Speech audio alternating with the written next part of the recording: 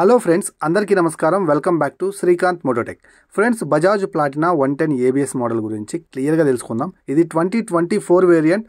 ఈ 2024లో ఈ బైక్ యొక్క ఆన్ రోడ్ ప్రైస్ ఎంత ఉంది, ఎంత మైలేజ్ ఆఫర్ చేస్తుంది, ఏబిఎస్ ఎలా వర్క్ అవుతుంది, ఎవరికి బాగా సూట్ అవుతుంది ఈ బైక్ అనే దాని గురించే మాట్లాడతాను. 125cc ఏబిఎస్ లేని రోజులు ఇవి. అలాంటిది 110cc ఏబిఎస్ ఇవ్వడం అనేది బజాజ్ కంపెనీ యొక్క గొప్పతనం అనే చెప్పాలి. అండ్ మనకి ఇది ఒక అద్భుతమైన ఆన్ రోడ్ ప్రైస్లో కూడా అవైలబుల్గా ఉంది. ఆల్మోస్ట్ 97,000 రూపాయలకి ఈ బైక్ మనమైతే ఇంటికి తీసుకెళ్ళిపోవచ్చు అన్నమాట. అలాగే మీరు కనుక రైట్ స్పీడ్లో రైట్ గేర్లో కనుక డ్రైవ్ చేస్తే 75 నుంచి 85 కిలోమీటర్ల మధ్యలో మైలేజ్ అయితే ఆఫర్ చేస్తుంది. ఇక లేట్ చేయకుండా స్పెసిఫికేషన్స్ గురించి మాట్లాడుకున్నట్లుగా అయితే ఈ బైక్ యొక్క ఇంజన్ గురించే మాట్లాడుకోవాలి. ఫస్ట్ దీంట్లో ఒక లైట్ ఫీల్ కలిగినటువంటి ఇంజన్ అయితే ఉందన్నమాట. డిస్ప్లేస్మెంట్ వచ్చేసరికి 115cc కలిగి ఉంది. అలాగే మనకి ఇది 8.6 PS పవర్, అలాగే 9.8 Nm టార్క్ని జనరేట్ చేస్తుంది.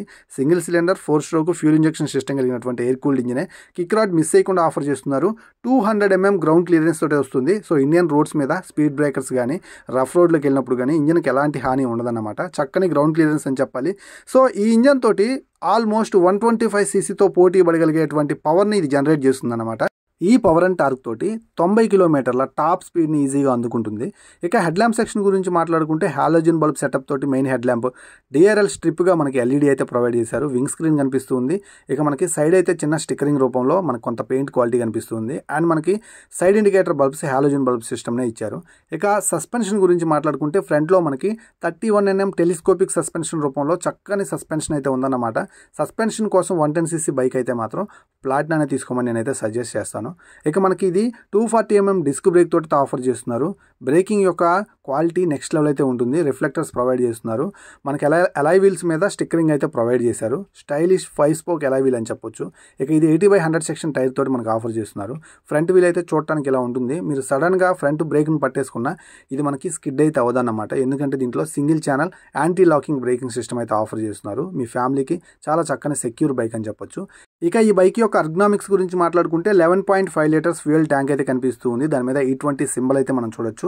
ఇక ఇది మనకి డిజిటల్ అండ్ అనలాగ్లో అయితే లభిస్తుంది అనమాట. కన్సోల్ స్పీడోమీటర్ అనలాగ్లో ఉంటే ఓడోమీటర్ ట్రిప్ మీటర్ మనకి డిజిటల్లో ప్రొవైడ్ చేస్తున్నారు.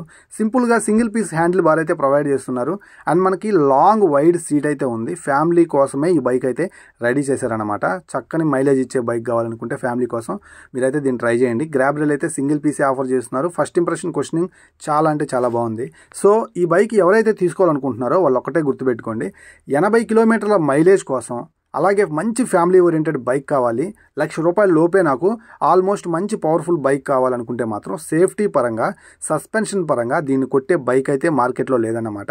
ఇక బ్యాక్ సైడ్ మనకి సస్పెన్షన్ రూపంలో నైట్రాక్స్ ఎండ్యూరెన్స్ సస్పెన్షన్ అయితే ఉందన్నమాట. ఇది 3 స్టెప్ అడ్జస్టబుల్, మంచి సస్పెన్షన్ అని చెప్పొచ్చు.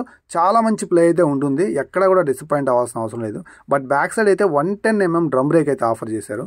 110 కాకుండా 130 mm డ్రమ్ బ్రేక్ ఇచ్చినట్లయితే చాలా అంటే చాలా బాగుంటుంది. అలాగే మనకి స్పీడ్ సెన్సార్ రింగ్ కూడా మనకైతే బ్యాక్ సైడ్ ఆఫర్ చేయడం అయితే జరిగింది. 80/100 సెక్షన్ టైరే, 17 ఇంచెస్ టైరు.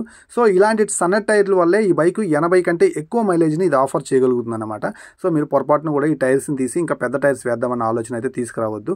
అండ్ మనకి ఇక్కడ సైలెన్సర్ మీద స్టీల్ క్రోమ్ ఫినిషింగ్ తోటి మనకు ఒక మఫ్లర్ ప్రొవైడ్ చేశారు. అది మనకి హీట్ షీల్డ్ లాగా ఉపయోగపడుతూనే ప్రీమియం లుక్ అయితే ఇచ్చింది. 110 ABS అనే స్టిక్కరింగ్ మనం బ్యాక్ సైడ్ టెయిల్ డోమ్ మీద చూడొచ్చు. అలాగే టెయిల్ ల్యాంప్ వచ్చేసరికి హాలోజన్ బల్బ్ సెటప్ తోటే ఉంటుందన్నమాట. Side indicator bulbs as usual. మనకు ఒక వైడ్ మడ్ గార్డ్ అయితే కనిపిస్తూ ఉందన్నమాట.